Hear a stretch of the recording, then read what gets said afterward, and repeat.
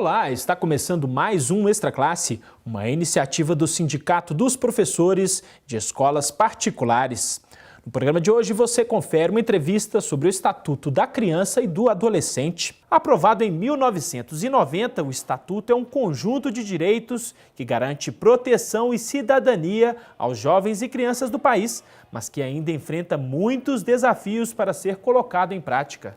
Quem está aqui conosco para falar sobre este assunto é Marilene Cruz, coordenadora nacional da Pastoral do Menor. Olá, Marilene, seja bem-vinda, é um prazer recebê-la aqui em nosso programa. Obrigada, eu agradeço, porque esse é um tema instigante e que nós ainda precisamos falar muito sobre ele. Certo. Principalmente para os professores. Ah, bacana. Marilene, nós temos aí no país alguns estatutos, né, como o do idoso e o da igualdade racial, e eu gostaria que a gente começasse essa nossa entrevista você nos contando qual é a importância e um objetivo de uma lei como essa, de um estatuto como esse, e qual o balanço que a senhora faz destes 24 anos dessa lei do Estatuto da Criança e do Adolescente. Ok. Bom, primeiro então nós temos de situar que o estatuto ele não surgiu, não é uma lei que surgiu assim, né, de repente. O estatuto ele é fruto de uma discussão da Constituição Federal. Então isso vem de 1980. Então desde 1980 que se vem discutindo a questão da criança e do adolescente. Com o advento da Constituição Federal, né? Então, e como a discussão sobre a criança e adolescente já vinha num crescente de que criança não é objeto, que a gente precisava de romper com o Código de Menores, né? Então, aí na Constituição Federal surge o Estatuto, surge não, né? Foi fruto de muita discussão e de muita mobilização, o artigo 227, que vem falar do direito da criança e do adolescente e de quem são os responsáveis por efetivação desses direitos. Só que o artigo 227, por si só, não foi suficiente. Não era suficiente. Então, foi feita a Lei Complementar 8.069, com o nome Estatuto da Criança e do Adolescente. Então, o Estatuto ele veio para regulamentar o artigo 227. Então, isso é preciso que a gente compreenda, porque parece que, de repente, alguma coisa surgiu assim. Já está na Constituição, Não, já está na Constituição. Então, foi todo um processo histórico mesmo, discutido e muito bacana e que mobilizou realmente muita gente. Agora, Marilene, em termos do balanço, qual é o balanço que a senhora faz? É uma lei que veio para ficar, que pegou, enfim? Olha, primeiro a gente tem que dizer o seguinte, Denilson, o Estatuto é uma lei que ele muda concepções, porque ele rompe é praticamente um divisor de águas, eu diria assim, do que existia antes, do Código de Menores antes, para depois a projeção para a questão dos direitos. Criança antes, objeto, e objeto de intervenção do Estado. Está incomodando, é pobre, está nas ruas, vamos tirar e vamos colocar em um outro lugar. Então muda essa concepção. Então criança passa a ser sujeito, passa a ser alguém que é preciso de olhar para ela, mas com um olhar diferenciado, que tem desejos, que tem vontades, né? E que tem direitos. Coisas que antes não se falava. Não se falava sobre isso. Uma lei que vem tratar de assuntos que a nossa história sempre era silenciosa com isso. Por exemplo, a questão da exploração e abuso sexual. No momento em que o Estatuto fala que toda criança, todo adolescente tem o direito à dignidade, ao respeito, né? Então entra essa questão. Então vem trazer à tona uma realidade incrível que crianças e adolescentes viviam. Então o balanço desses 24 anos é positivo, né? É muito positivo. E nós avançamos. Criança antes não era agenda nacional, criança e adolescente hoje é agenda nacional. Marilene, entre os pontos que a senhora considera que precisam avançar, a senhora nos dizia anteriormente que está entre esses pontos a questão da cultura, da exploração e do trabalho infantil ainda é algo que precisa avançar bem, né? Precisa avançar muito ainda, né? A questão da violência, né, contra a criança precisa de avançar muito. E eu estou dizendo de violência, não é só externa, não.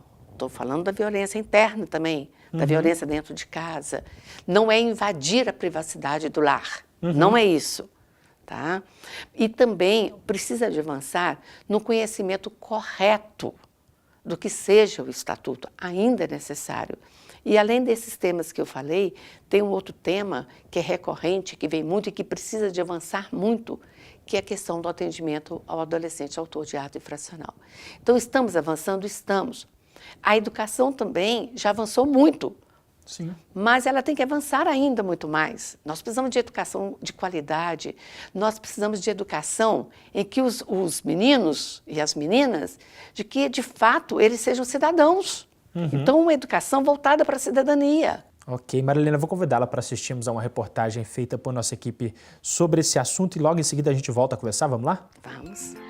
Em 1990, regulamentando o artigo 227 da Constituição de 88, foi promulgado o Estatuto da Criança e do Adolescente após muita mobilização de vários setores da sociedade. A lei prevê que crianças e adolescentes sejam prioridade e tenham garantidos seus direitos referentes à vida digna. Considerado uma lei avançada, o Estatuto da Criança e do Adolescente trouxe mudanças de paradigmas, produzindo um novo olhar sobre a infância e a juventude. Uma primeira conquista tem a ver com uma mudança de mentalidade na legislação brasileira em relação ao tratamento que se dá a crianças e adolescentes, que deixaram de ser objetos de tutela da família, do Estado, da sociedade, para se transformarem em sujeitos de direitos. Isso significa uma mudança radical na forma como a gente olha para a infância e para a adolescência. Porém, mudar comportamentos sociais visando que a lei seja cumprida não tem sido fácil. Inúmeras instituições em todo o Brasil trabalham para garantir que esses direitos sejam realmente efetivados. Em Belo Horizonte, esta ONG, desde 98, usa como metodologia a comunicação e a educação. Olá, estamos aqui na rua Irineu Faria, no bairro Lotamento Novo, para falar para você os problemas que tem aqui como um exemplo. As redes de esgoto estão abertas, nem aqui um exemplo. Olha para você ver, isso complica muito aqui, né? Isso aí é uma coisa que não vai custar nada a prefeitura fazer, é uma coisa rápida, simples, que deve ter em qualquer lugar. O nosso trabalho em relação à comunicação tem muito a ver com a disseminação do conhecimento sobre esses direitos na sociedade. E para isso a gente trabalha, por um lado, com os próprios adolescentes, porque eles precisam conhecer esses direitos, e por outro lado a gente trabalha também com os comunicadores, como jornalistas, por exemplo, porque a imprensa tem um papel fundamental para fazer com que a sociedade veja a infância de uma forma diferente, que não veja a infância somente como um problema, né? Ou a infância e a adolescência, né? O cinema tem sido um dos caminhos encontrados pela Oficina de Imagens para trabalhar a cidadania com os jovens. Por meio do projeto Cineclube Sabotagem, foi feita uma parceria com a Escola Municipal Alcida Torres, no bairro Taquaril. Pensar esse espaço da escola, né, o Cineclube como espaço de aprendizado também, né, de formação cidadã, a partir da linguagem cinematográfica. A gente acredita muito nessa magia, né, que o cinema desperta, na compreensão às vezes de temas que você tem dificuldade de abordar, por exemplo, numa sala de aula, como a questão da sexualidade, né? Às vezes num filme, num curta-metragem, num filme de animação que você trabalha com criança, é muito mais fácil introduzir essa temática de uma forma muito mais delicada, muito mais sutil. Com 5 anos de cineclube, o projeto já faz parte da rotina da Escola Alcida Torres. Alguns alunos, após saírem da escola, se tornaram monitores do cineclube, como a Laura. Hoje ela repassa o que aprendeu. Primeiramente, a gente faz a abertura com os alunos, né, prepara a sala. Depois nós passamos o filme e fazemos a dinâmica sobre o tema que nós abordamos sobre o filme, né? Comunicação e arte também tem sido o caminho da ONG Conviver Saber Social em Lagoa Santa. Oficinas de rádio, fotografia, dança e cinema são algumas das atividades exercidas com os meninos e meninas. A organização Conviver Saber Social, que é uma organização da sociedade civil, que já tem 11 anos trabalhando em Lagoa Santa com crianças e adolescentes. Eu me chamo Bruno e venho aqui fazer um tanto de coisa. Meu nome é Laís, Eu venho para o projeto para aprender a conviver com todos. Meu nome é Anne, eu venho aqui mais ou menos ter a noção do que eu vou fazer no futuro. Os adolescentes da Conviver acabam de gravar o filme E Agora Guri, com a participação dos meninos e meninas em todo o processo. A oficina de cinema ela nasceu como um desdobramento, então, do projeto Caiu na Rede Mídia, e a ideia é, nesse universo infantil, que é lúdico, né, que é imaginativo, que é riquíssimo, né, era criar uma história que fizesse parte, né, da vivência, né, da experiência dos jovens, né, dos adolescentes que participavam da oficina, né, dentro daquele bairro que é um bairro isolado, assim, dentro de Lagoa Santa.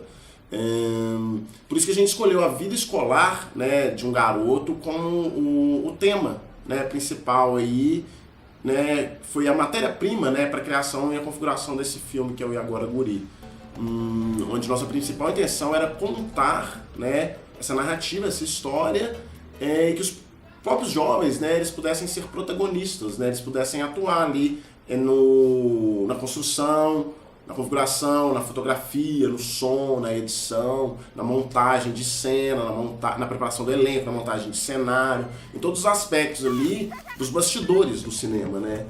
E que depois desse filme concluído a gente pudesse passar para os familiares, para os pais, para os primos, para os amigos, para os colegas. Professor, eu tenho uma dúvida. O MMC é aquele que fica debaixo da escada? Não, por que tá fazendo debaixo da escada? Tá esperando o MDC, né?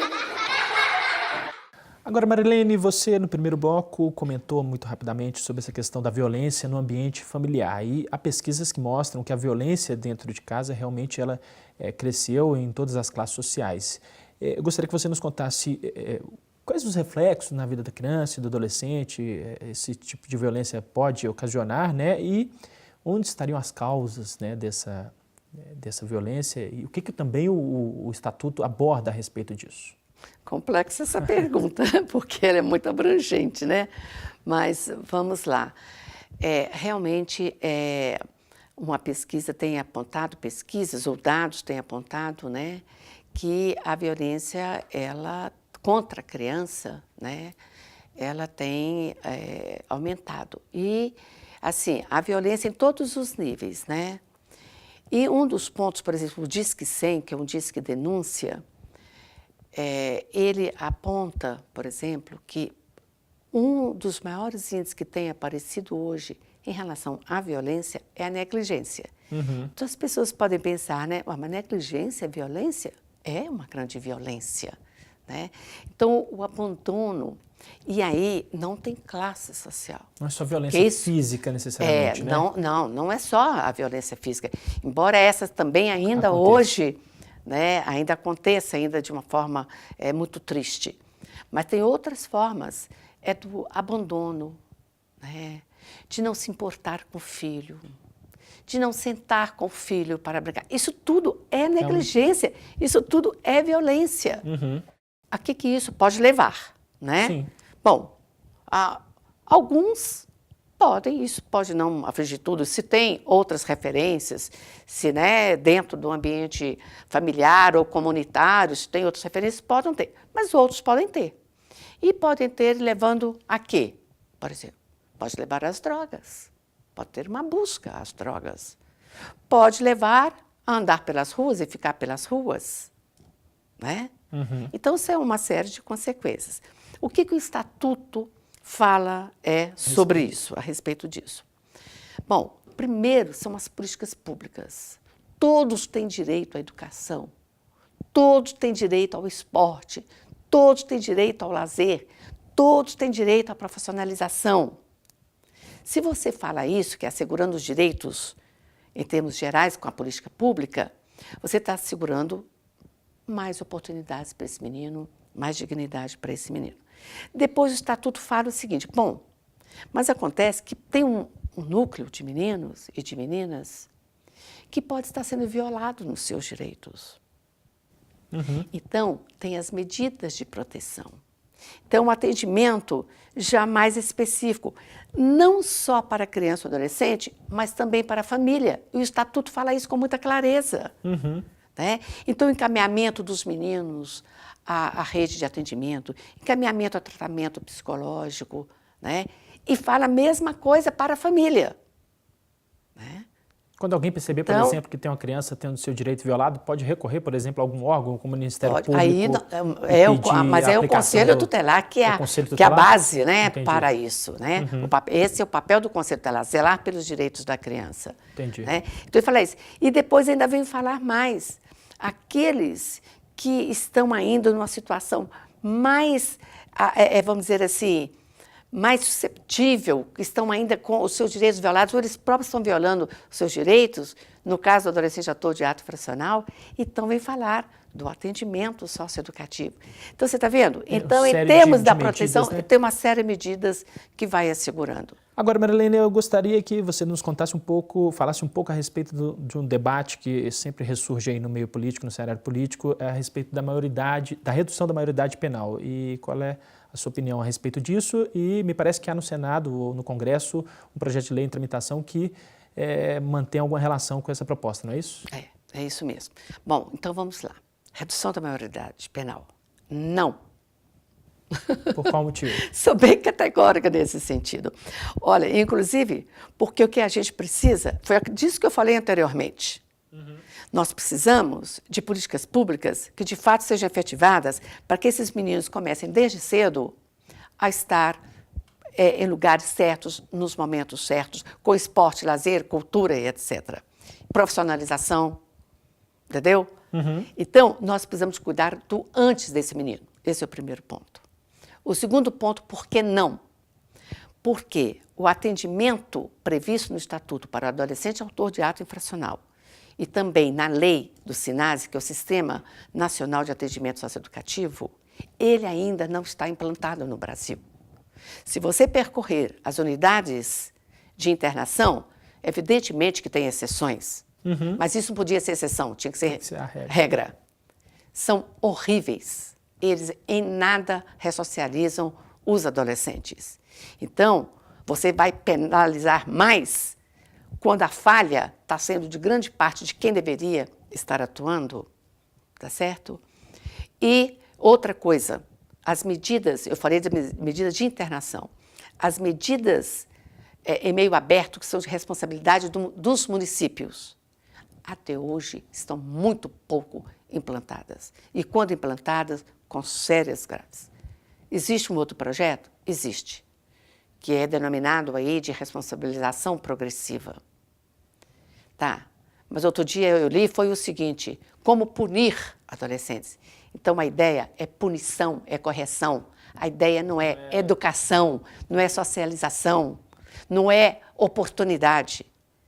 Então, por isso, nós somos realmente contrárias a isso. E o problema não é só do setor político. A sociedade tem essa visão. Então, ela também precisa de pensar muito assumir a responsabilidade dela.